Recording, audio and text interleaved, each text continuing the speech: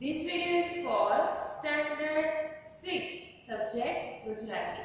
In this video lecture, we will study about our lesson number 11 ऊंट अने फकीर। अभी यहाँ पे एक स्टोरी गिवन है जिसका टाइटल है ऊंट अने फकीर। तो हम ये स्टोरी पढ़ना स्टार्ट करते हैं। एक फकीर વનવગડામાંથી પસાર થતા એવામાં એક વેપારી તેની સામે મળ્યો। તેણે પૂછ્યું, ફકીર બાબા, તમે આટલામાં ક્યાંય ઊંટ જતું જોયું? अब देखो, फकीर फकीर यानी क्या है? एक वैरागी, यानी जिसने संसार को छोड़ दिया। मतलब कि वो सिर्फ अभी यहाँ पे जो फकीर है, मतलब कि कौन से रिलीजन क्या है, वो मोमेडियन है। तो जिसने संसार को छोड़ दिया है, मतलब वो सिर्फ खुदा की भक्ति कर रहा है। यहाँ पे उसको त्यागी भी बोला जा सकता है, क्योंकि वो संसार के मोह माया से पार होता है। तो वो वन वगड़ा यानी कि जंगल है, वहां से गुजर रहा था। एवामा यानी कि तभी एक व्यापारी जो बिजनेस करता है, ट्रेडर, वो वहां पे आया, यानी उसको मिला और क्या पूछ रहा है कि फकीर बाबा, आपने कोई इतने में ऊंट देखा है? ऊंट यानी कि क्या है, आपने कहीं पे देखा है? फकीरे कह્યું, તેની જમણી આંખ ફૂટેલી છે, તે ડાબે પગે ખોડું છે, તેનો આગલો દાંત પડી ગયો છે, તેની એક બાજુએ મધ તથા બીજી બાજુએ ઘઉં લાદ્યા છે। अब देखो, वो जो फकीर बाबा है वो उसका आंसर दे रहे हैं, यानी कि डिस्क्रिप्शन बता रहे हैं कि आप ऐसे उनके बारे में बात कर रहे हो। अभी क्या क्या बताया? सबसे पहले तो उसकी जो राइट आंख है, मतलब कि आई है, वो डैमेज है, यानी फूट गई है। ते डाबे पगे खोड़ू छे, यानी उसका जो लेफ्ट लेग है इसमें प्रॉब्लम है, यानी कि वो उससे चल नहीं सकता है, ऐसा कुछ है। तेनो आगलो दांत, उसके आगे की जो टीथ है वो टूटे हुए हैं, ब्रोकन है। तेरी एक बाजुए मध तथा बीजे मध यानी कि हल, और एक साइड पे मध और दूसरी साइड पे क्या है? घઉં, यानी गेहूं लाद्या छे यानी रखे हुए। जैसे कोई भी एनिमल पे कोई भी चीज या दूसरा माल सामान रखते हैं तो उसे क्या बोलते हैं गुजराती में? लाद्या छे। तो ऐसा पूछ रहे हैं।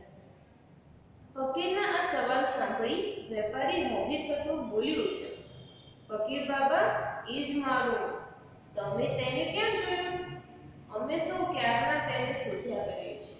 अब देखो, उससे ये उसका डिस्क्रिप्शन उसके बारे में सुन के व्यापारी है वो खुश हो गए और वो फकीर बाबा को बोलता है कि हाँ, वही मेरा ऊंट है। आपने उसे कहाँ पे देखा? हम सब कब से उसको ढूंढ रहे हैं। फकीर बोला, पर मैं तुम्हारो ऊंट तो जोયું નથી। अब देखो, पहले तो उसके बारे में बता रहे कि ऐसा है वैसा है, लेकिन फिर क्या बोल रहे हैं कि नहीं, मैंने तो आपका ऊंट नहीं देखा। फकीरનો જવાબ સાંભળીને પહેલા વેપારીને થયું કે નક્કી આ ફકીરે મારા ઊંટને જોયું તો છે, પણ તેના ઉપરના માલની લાલચે તે મને બતાવવા માંગતો નથી। अब देखो, वो जिस ऊंट को फाइंड कर रहा था उसके बारे में सारी सही सही चीजें बताई, तो उसे क्या लगा, अभी कैसे बता पाएगा कोई आदमी जब तक उसे देखा नहीं होता। मतलब फकीर बता रहे हैं तो उसका मतलब कि फकीर ने उसको देखा ही होगा, ऐसा ये व्यापारी सोच रहा है। और क्या सोच रहा है कि उसको पता तो है लेकिन वो बताना नहीं चाहता। क्यों? क्योंकि उस पे इतना सारा जो माल है उसकी लालच उसको लग गई है, वो सारा माल उसको चाहिए, इसलिए वो बताने से मना कर रहा है। तेने जरा कड़काई थी फकीर ने कही, कड़काई थी यानी थोड़ा गुस्सा हो, यानी कि वो डर जाए इस तरह। डाहिया થઈ મારો ઊંટ મને આપી દો, यानी अच्छी तरह से मुझे मेरा ऊंट वापस कर दो। तेना पर कीमती जवेरात पण હતું, जो नहीं आपो तो पकड़ीने राजा पासे लई जवा पड़શે। अभी वहां पे ये जो ऊंट पे इतना सारा माल सामान था, उसमें दूसरा क्या था? कीमती जवेरात, यानी प्रेशियस थिंग्स, जो ज्वेलरीज या डायमंड्स होते हैं वो भी थे उसमें। अगर उन्होंने, मतलब जो व्यापारी है वो फकीर को बोल रहा है कि अगर आपने नहीं लिया तो मैं आपको राजा के पास भी ले जा सकता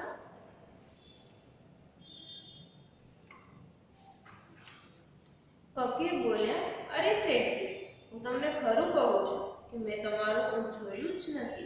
પછી તેના ઉપર ઝવેરાતની તો વાત જ છે, यानी कि वो सच में बोल रहा है कि नहीं, मैंने आपका ऊँट नहीं देखा है। अगर देखा ही नहीं है तो फिर झवेरात, मुझे कोई लालच नहीं है, मतलब कि उसकी कोई बात ही नहीं है। પેલો વેપારી હવે ગુસ્સે થઈ ગયો। તેણે પોતાના માણસોને કહ્યું, આ ફકીરને પકડીને રાજા પાસે લઈ ચલો। अब वो गुस्सा हो गया कि मेरा मांसा मुझे वापस देने वाला नहीं है, मतलब कि ऊँट के बारे में बता नहीं रहा है। तो अपने जो आदमी थे उनको बोला कि चलो ये फकीर को पकड़ के राजा के पास ले जाओ। राजाए फकीरने झड़ती लेवरावी। राजाए फकीरनी झड़ती लेवरावी मतलब कि उसके बारे में जांच पड़ताल की तपास करावी। जांच के तपास करावी, पर कशु झवेरात तेनी पासेथी निकळ्यो नहीं। अब वो व्यापारी को क्या लग रहा था कि उसने जो झवेरात ऊंट के ऊपर रखे थे वो सब फकीर ने ले लिए, लेकिन जांच पड़ताल की, लेकिन उसके पास से कुछ भी नहीं मिला। छता फकीरे ऊंटનું જે વર્ણન આપ્યું તે તો બરાબર પેલા વેપારીના ઊંટનું જ હતું, તેથી તેણે ઊંટ જોયું નથી એ વાત તો કેમ મનાય? हाँ, ये भी सही बात है कि उसने ऊंट के बारे में सारी सही चीजें बताई थी कि जैसे उसके पैर में प्रॉब्लम थी, दांत टूटा हुआ था। तो अब अगर उसने देखा ही नहीं है तो उसके बारे में कैसे बता सकता है? ये बात कोई मानने के लिए तैयार नहीं था। तेनी उपરની ઝવેરાતની લાલચે તેને ચોક્કસ ક્યાંક સંતાડી દીધું છે એમ માની રાજાએ તેને સખત શિક્ષા करवाना हुक्म करे। शिक्षा यानी कि पनिशमेंट। अभी उन लोगों ने क्या सोचा, मतलब राजा ने और दूसरे व्यापारी ने, कि उसको ये झवेरात उसके पास नहीं है, लेकिन उनके पास तो थे ही ना, उसकी लालच की वजह से उसने उसको कहीं छुपा के रखा है, इसीलिए उन्होंने उसको बहुत ज्यादा सख्त यानी कि स्ट्रिक्ट पनिशमेंट देने के लिए हुक्म કર્યો, यानी कि ऑर्डर किया। राजाનો હુકમ સાંભળી ફકીર બોલ્યા, राजाजी रहे रहम यानी कि कृपा है, प्लीज मेरी बात सुनो, કરીને પહેલા મારી વાત સાંભળો। ખરેખર મેં ઊંટ જોયું નથી।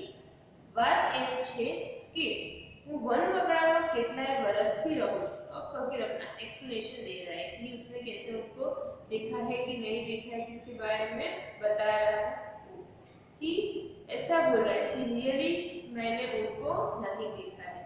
बात एम छे यानी बात यह है कि हूँ वन बगड़ा में કેટલાય વર્ષથી રહું છું। अब ये जंगल में कितने सालों से रह रहा है, મને બધું અવલોકન કરીને જોવાની ટેવ છે। આજે સવારે જ્યારે હું બગડામાં જતો હતો ત્યારે मैं जमीन पर ऊँटना पगला जोया।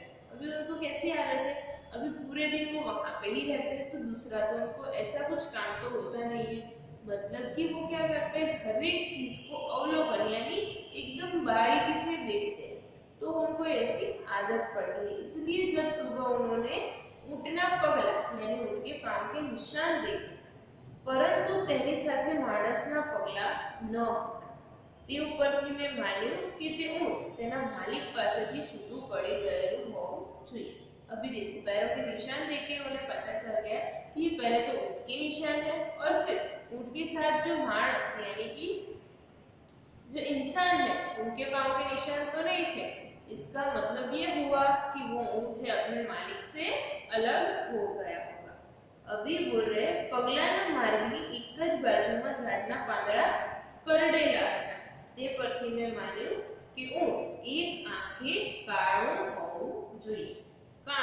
काणू यानी कि जिसकी एक आंख नहीं है, यानी एक आंख वर्क नहीं कर रही। फिर दूसरा वर्ड है करडेला। करडेला यानी दांत से काटेला, मतलब उसने दांत से खाए हुए या तोड़े हुए। तभी क्या बोला कि पगला ना मार्ग यानी पगला, उसके जो फुट स्टेप्स थे वो जिस रास्ते पे जा रहे थे वहां की एक साइड के ही जो ट्रीज के पत्ते थे, लीव्स थे, वो खाए हुए थे, दूसरी साइड के लीव्स तो वैसे के वैसे थे।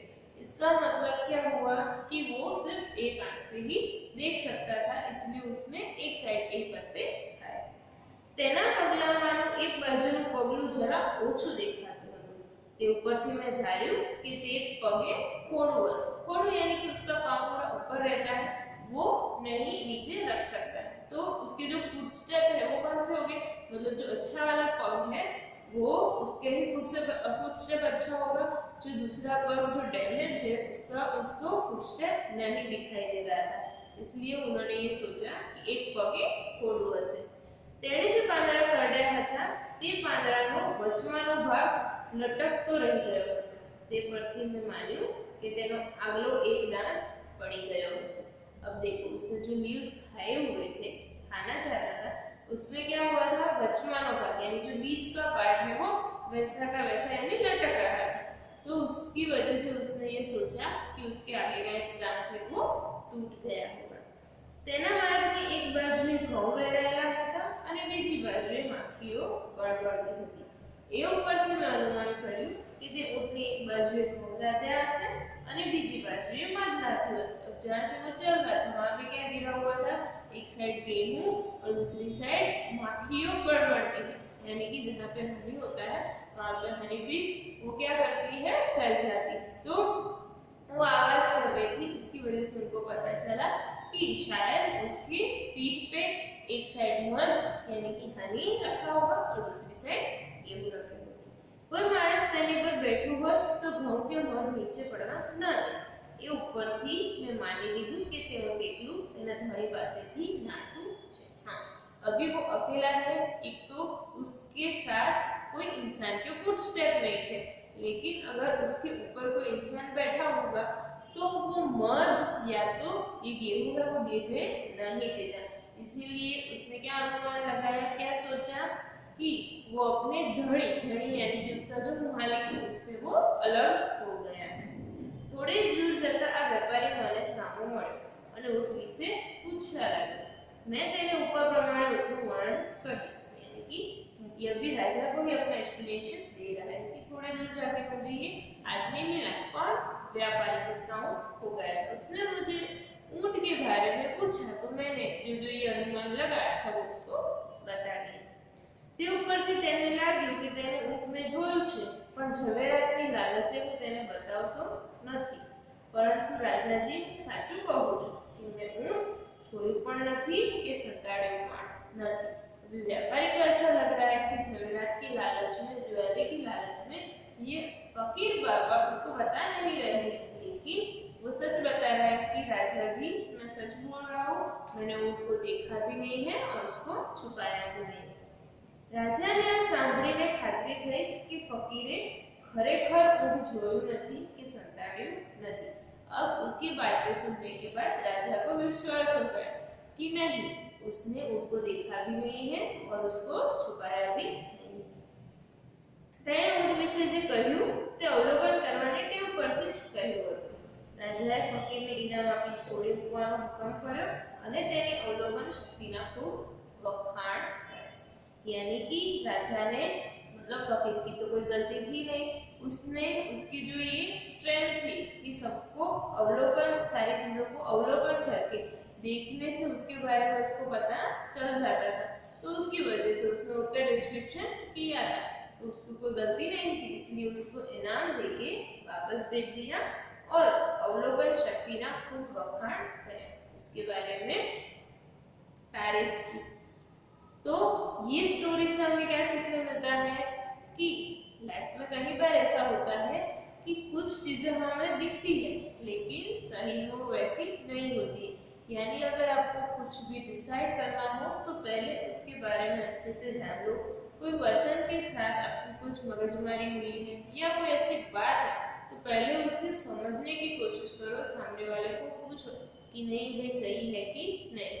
अब देखो, अगर यहाँ पे राजा ने फकीर की बात नहीं सुनी होती तो फकीर की तो बिना गलती की सजा मिल जाती। हाँ, तो इसीलिए पहले कोई भी बात को जाननी चाहिए, परखनी चाहिए, फिर कुछ डिसाइड करना चाहिए। तो आई होप ये स्टोरी आपको बहुत अच्छी लगी होगी और अच्छे से समझ में आ गई होगी। Thank you.